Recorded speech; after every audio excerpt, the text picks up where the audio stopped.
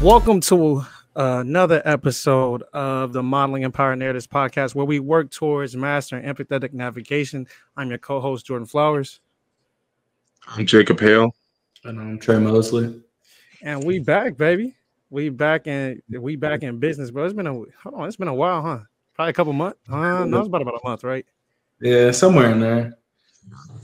A lot of big moves that's been made on all three of our ends. A lot of life-changing stuff that's coming up. A lot of decisions that need to be made. We ain't gonna get into that today, man. But we got some money decisions that's gonna get made here soon. Not just with the podcast, but on just a personal level. But before we get into the podcast episode and everything, you know what we got to get into with a little rundown, man. Make sure you subscribe, like, share, comment, Apple, podcast, Spotify, YouTube, all of that. We need all that. Run that up. Turn that bell on for that notification. Tell them, hell, hey, they need to tap in with us, man. We doing a lot of special things here at Men the Podcast, and on top of the special things, and in addition, when we talking about special things, we are now getting into an episode. I'm talking about officially, right? Yes, sir. Getting into the episode with what? Going with the flow. Ooh, we've been in the works for this for, I want to say, about a month now. So this is a little bit of kind of a change of pace for us because, you know, a lot of our things is pretty much a little bit scripted, a little bit season based. But this is kind of a little bit more easygoing conversation in terms of current events, ranging from entertainment and all that stuff. So we wanted to keep evolving as a podcast, right? And one of these things is absolutely. And so one of these things is to get into those current events and make sure we have those mini episodes so they just hear us in a different light from just the more serious stuff, even though sometimes we want to talk about some serious stuff here. But it's definitely a change of pace for us, and we want to keep evolving and giving our listeners something new to listen to and something new to tune into when they come to listen to us. So with that being said, with going with the flow, I want to start with Hale. What is a current event that you are bringing to the table for us today? So for today, what I want to talk about is the Ohio derailment that happened. It's been about a few weeks. Mm-hmm. Good thing to stamp here, you know, just for people wondering. But yeah, it's been about a few weeks. So two things. One, if people know, I work in a job to where I would be close to something of that realm where it works with trains and stuff. I design bridges, and funny enough, Norfolk Southern, who is in charge of the train and the rail station that ended up derailing, I actually did a job for them not too long ago and help build a rail bridge for them. So I have a little bit of in-depth knowledge on what it is. Most important thing, I'm not here to get this podcast in trouble. I'm not here to get myself in trouble. So everything's going to be alleged, and personally, it's from my perspective. So I'm not here to demonize or talk bad about any type of company or anything. It's more of just how I feel, and then just some general things, housekeeping things that people may not know about when it comes in the realm of this stuff. So to start off with, not everyone understands how it happens. The easiest way to explain how it happens is it's more or less an infrastructure issue. So kind of like with a car, if a train doesn't get maintenance on properly, or if it's way past when it's supposed to be decommissioned, then it runs the risk of a derailment. And same thing with the rails. If the rails aren't maintained properly, or if some type of weather conditions were to arise, then it would give more likely for a derailment. So from what I know, and this is alleged, what happened in Ohio was a derailment. It was caused by the wheels of the train. So more than likely, it was some type of either faulty or some type of maintenance issue that wasn't taken care of that caused it. Now, why it's important is because of what it's carrying, not just the derailment itself. Hundreds of derailments happen every year.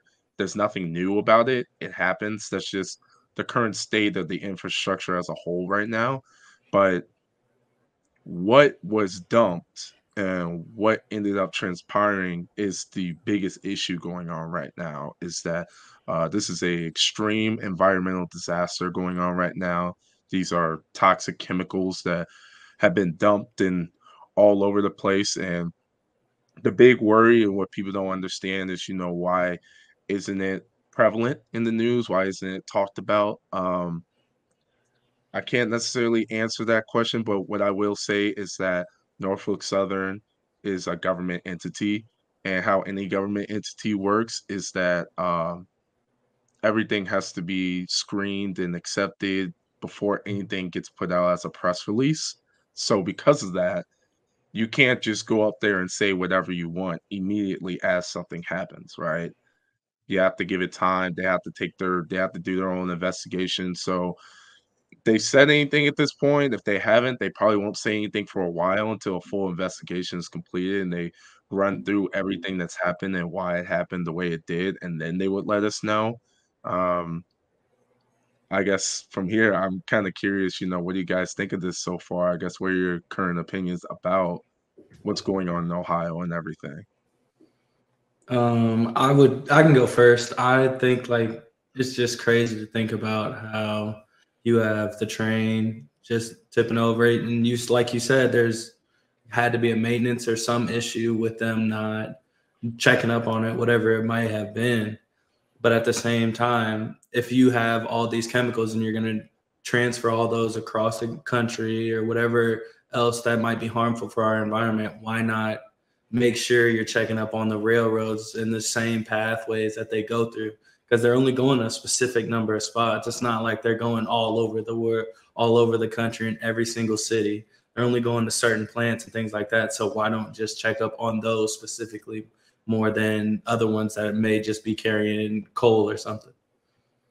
And just to piggyback off what Trey is saying with that, I think it's a couple thoughts that come to my mind specifically is like these type of events, especially when we talk about disasters, and my mind goes back to like the Chernobyls, right? Those natural disasters like that, the Chernobyls, and then the American one that we would call the American Chernobyl would be the 3 Mile Island incident that happened in Pennsylvania with the nuclear reactor and things of that nature. So we're not foreign to these things happening, but like Trey was saying, is that I think this is just a bigger issue in terms of America. It gives like this specific incident gives like the impression that America is all about pushing for numbers, right?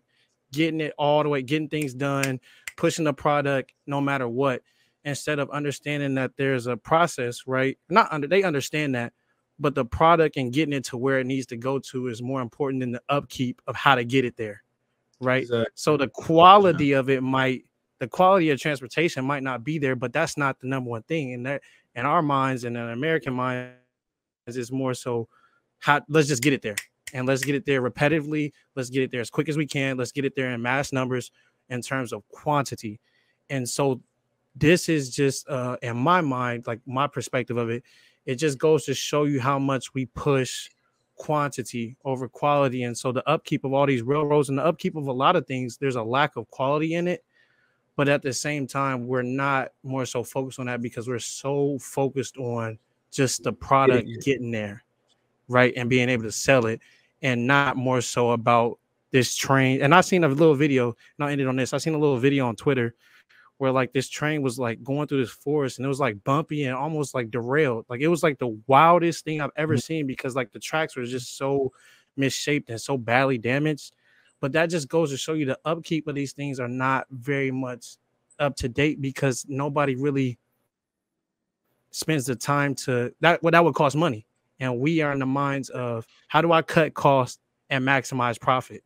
And that's literally the American way. And these incidents just show exactly how that happens, is because we push for more product, and the upkeep of how to get that product there or the quality of the product is not up to standard. But that's because we're trying to cut costs and maximize profit. Any closing thoughts, Hill? I'll just say to end this off, again, I don't want this to come across as we're demonizing Norfolk Southern or anyone involved with it, because at the end of the day, we need to know what really happened. We need to know the investigation, how it got to that point. This is all speculation. Uh, I would just say I 100% agree. And to kind of finish the point here, this is kind of the issue that you see between this disconnect with the public and the government.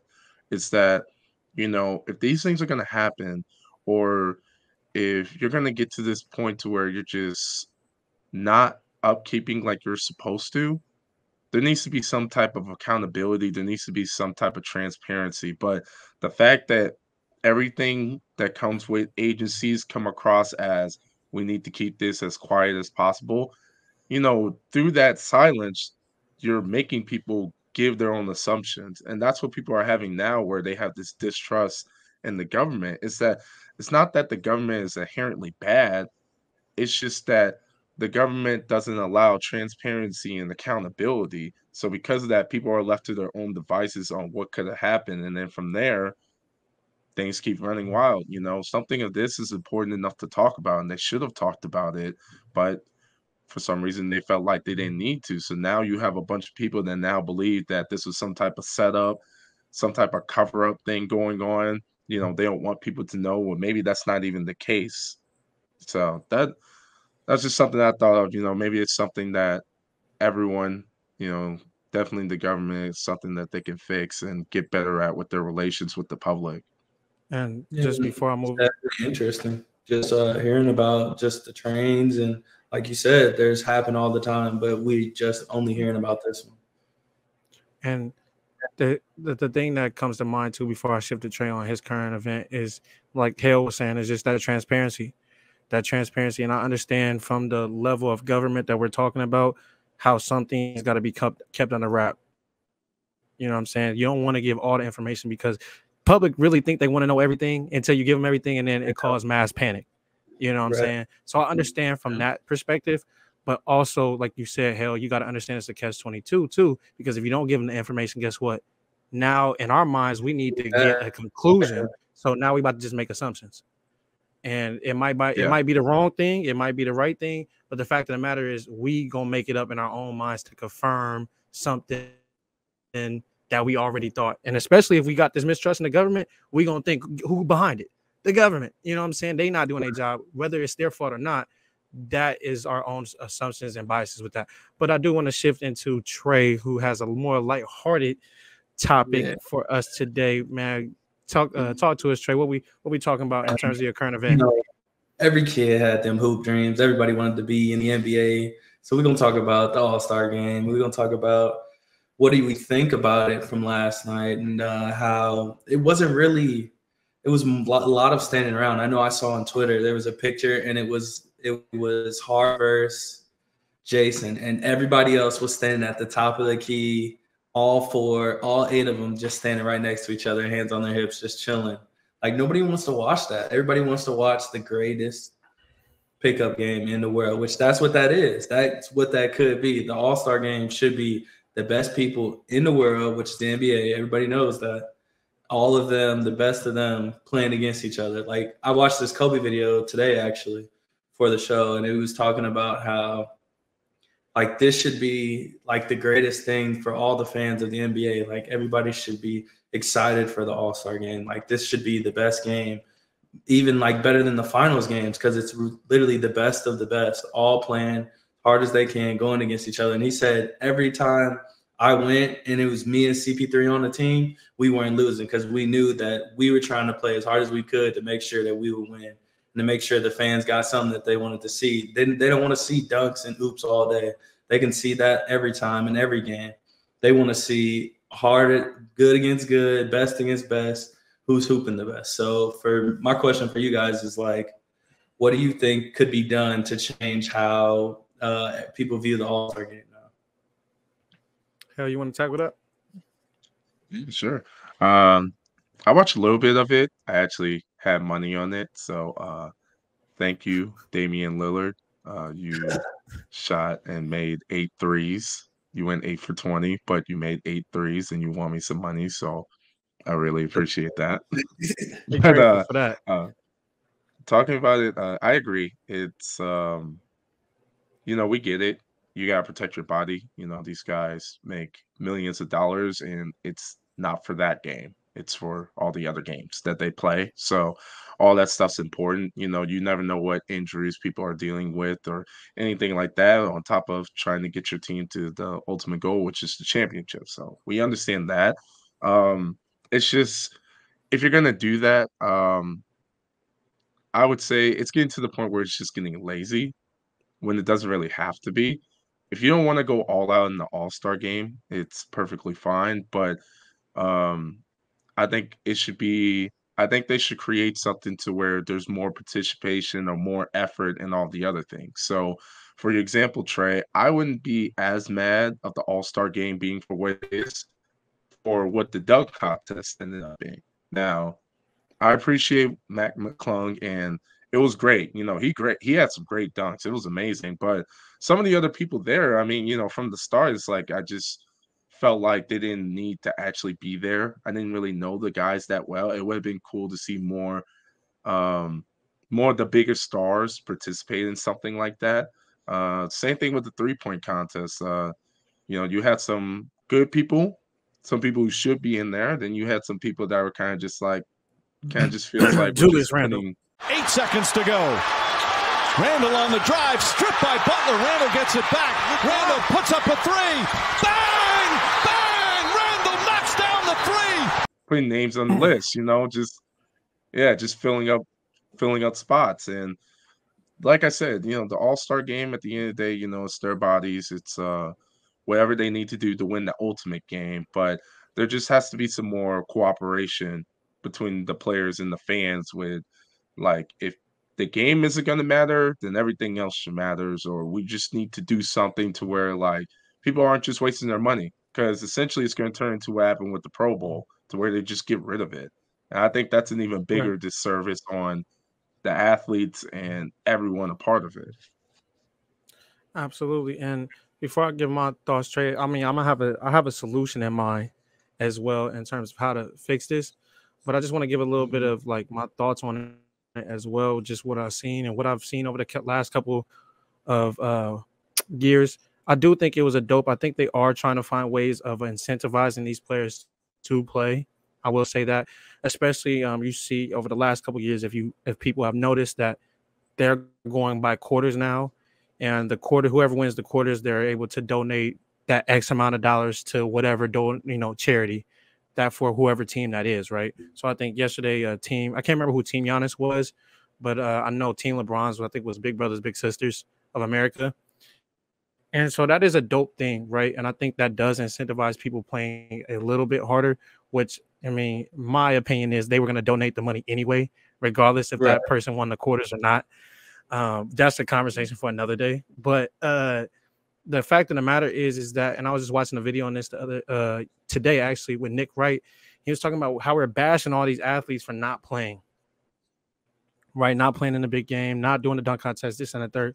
What the people don't realize is that, too, who plays a big role in this happening, or where we've come to, is the media. And we always talk, we don't really incentivize, and we don't talk about, hey, this person is participating in the dunk contest. Hey, this person won. You know what I'm saying? Nick Wright was talking about we only count the rings, and especially when you bash people for not performing well, right? So people are trying to avoid embarrassment. You know what I'm saying? Like, say I choke 9 dunks, bro. I'm the butt of every joke. I don't get nothing from it, right? I'm gonna forever be remembered, especially in the social media area. Y'all see how they treated Jericho Sims, right?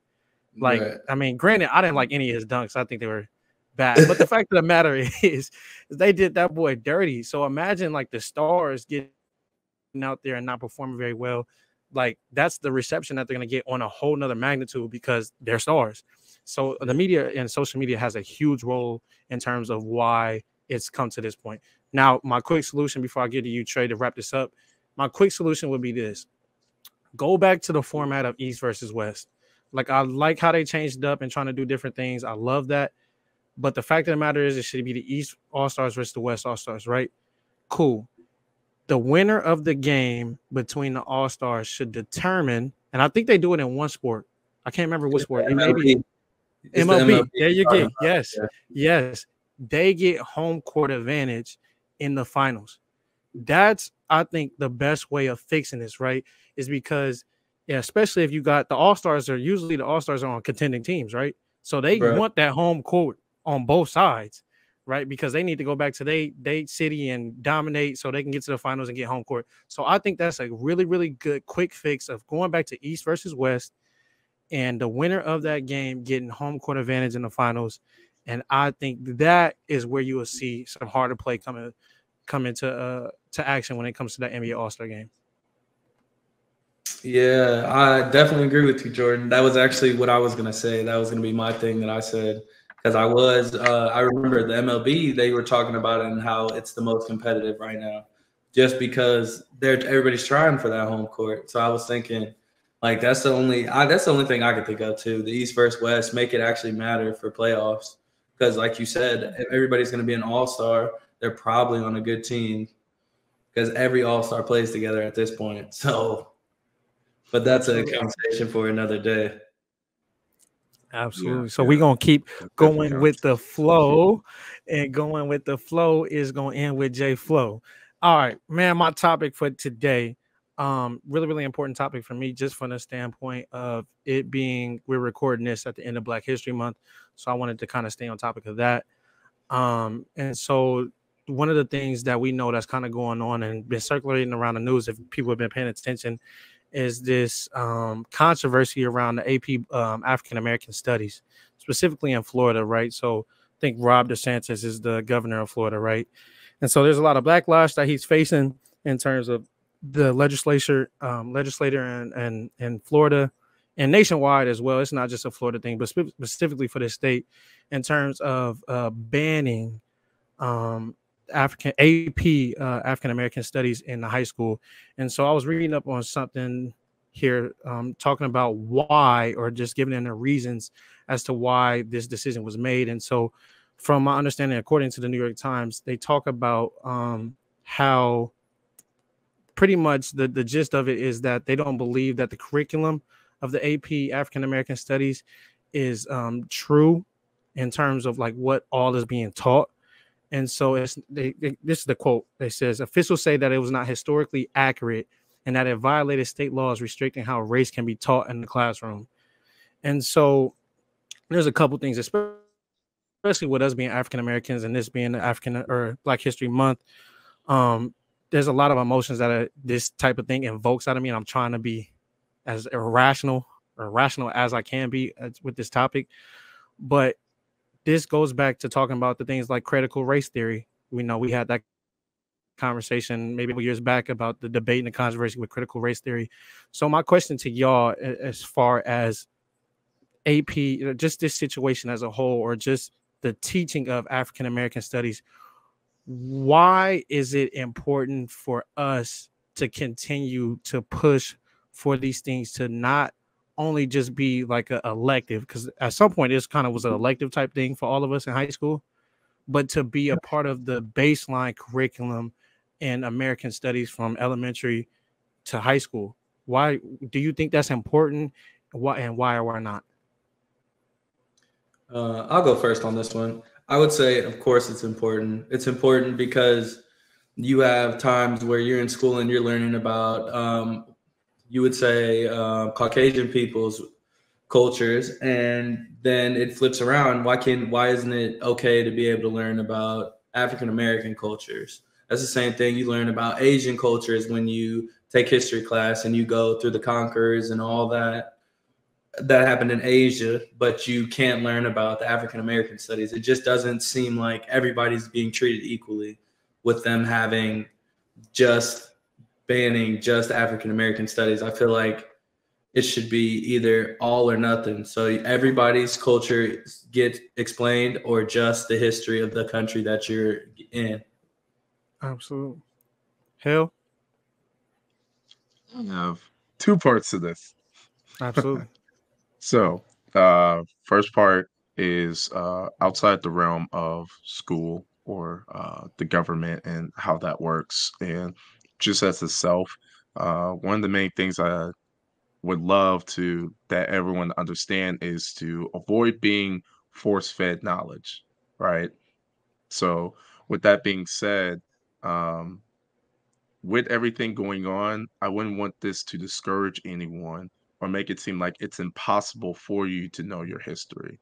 You know, if you feel like there's more hoops and hurdles, go through the hoops and hurdles to learn your history and learn about your culture, because it's very important for you, for any race, to understand where they came from, what their culture is about, and then how to continue that culture for the future and then for your kids, right? So I would just say that clearly, just whatever happens from here, take it upon yourself to learn about yourself, basically. And then the second thing I would say is, coming from someone who actually did take African American studies and a class called African Studies, I will say, in my personal preference, I think it's way more important to learn about African studies than African American studies. I think both are important, but my only issue is, and kind of like what Trey says, the thing with African American studies is that African American studies is going to start right when we come to America. The only problem is that discredits and takes away the other 10,000 to 100,000 years that your ancestors have been on this planet, right? Right. So I make that a point. And again, like with Trey, is that, you learn about Caucasian history, but you learn about Caucasian history before America. Right. And then you learn about it in America. And those are two separate classes, right? So I would say that's even more important. Learn about African history. Because when you learn about African history, you learn about who we were, not as slaves, because we are way more than just slaves. We're only ever taught about slavery, and then we're only ever taught about the civil rights movement. We are way, way more than that. And it's not even close. There's so much that you can learn about your ancestry, about um, your African ancestors and everything, right? To just take the time and look through that stuff. But more importantly, if you have the ability, take an African studies class. So I guess to wrap this all up, I don't necessarily agree with how they feel about African American studies, because I feel like anything in that realm would be beneficial to any type of race, whether it's European studies or it's a Chinese studies or anything of that nature, as a melting pot that America is, that comes with the territory, that you should be inclusive of all ethnicities and race, and give people the ability to have something like that. If they want to get together on their own, or you want to establish it as an elective or fully into the curriculum. Absolutely. And just to wrap it up and give you my closing thoughts on this, and it was really, really important for me to bring this up for the simple fact that this is the problem that we have collectively as not only just a community, but as a nation. And this is the reason why we can't move forward and heal, is because we can't acknowledge the harsh reality and the truth of what happened, right? It doesn't mean that it has to be a blame on anybody. We're not sitting here trying to act like, all white people are bad or nothing like that, especially from our, coming from our perspective. The fact of the matter is, you cannot write American history without putting black people in there, because we're one of the biggest parts of American history. America was founded on the backs and the slavery and all of that of African Americans. That's not a dispute. You know what I'm saying? It doesn't, now it evokes a certain type of reaction and it makes other people feel a certain type of way, but it's a definitive fact that you can't run away from that. And so to teach American history and trying to skip over one of the most important parts to how America got built, how do you do that? How do you tell the full story of America without black people? How do you tell it without AP African American studies? I understand, maybe in my opinion, why they're not trying to have that done. But the fact of the matter is that there's this cognitive dissonance that's happening within America. And that's exactly why we're in the position that we're in today, is because we won't acknowledge and recognize what happened so we can move forward. We kind of tweak it. We kind of minimize it. That wasn't us. This, that, and the third. We kind of invalidate people's feelings. But if you want to write American history, you have to understand that African Americans was one of the biggest pieces of it. And before that, again, going back to your point, Hale, there was Africans before that, and that was our ancestors. And there is so much power of who we are and where we come from that we need to understand to understand how we got here and our position here, and understand that this wasn't meant for us. This wasn't meant for us. So how do we move forward? How do we go back to something that wasn't meant for us in the first place? So we have to create something new. We have to create something new in America. And that only starts when we acknowledge and say, this is what happened, and this is how we heal from it, and this is how we move forward to create something that has never been existing here. And that is equality and equity. We can't go back to something that never happened. And so we have to create something new if that's what people want. And so that's my little spiel in terms of mic drop right there. Right there. African American history. This was a really, really dope episode for us, for sure. Going with the flow is going to be a reoccurring thing for us as we get prepared for season 3, which make sure y'all tap in. It's coming. Announcements are coming here soon. So this is really, really successful. It's really cool to get back into the groove of things with the guys. We've been away from a little bit as we figure some things out, not only in our career lives, but our personal lives as well. So now we are back. We about to get back into the groove of things. And baby. You already know what's going on. So again, subscribe, like, share, comment, Apple Podcasts, Spotify, YouTube. Turn those notifications on, as well as you are really, really, really important. And we want to hear from our viewers and our listeners, because that's what continues to give us the feedback to do something new, like this Going with the Flow segment that we're doing here. So any closing thoughts from the guys before we end? Yeah, one more thing. I'm checking it right now. We currently have 201 followers on Instagram, guys. We growing. Yep. We growing. Growing, man. Growing. Hey, listen, not too long ago, especially even the start of the year, we were at like 150. You know what I mean? So, so much progress going on. You know, again, we got goals. We're going through it, man. We're doing everything we can. A lot of work going on our side. So appreciate everyone. You know, you guys have been supporting well. Keep it up. You know, we love all this. It's really fun. We're having a lot of fun doing this right now, man. So appreciate it. Yeah, definitely keep up the Trado. We appreciate everything you guys are doing for us with the feedback, liking, subscribing. Everything matters to us. We really appreciate everything. And on top of that, just to keep an eye out, we have so much coming up. Like I said, so much coming up. Going with the Flow was just announced today. As we're recording this, it was just announced today. But I got a couple more things that I'm ready to drop. Like, you know what I'm saying? Like that Bron video. What'd he say?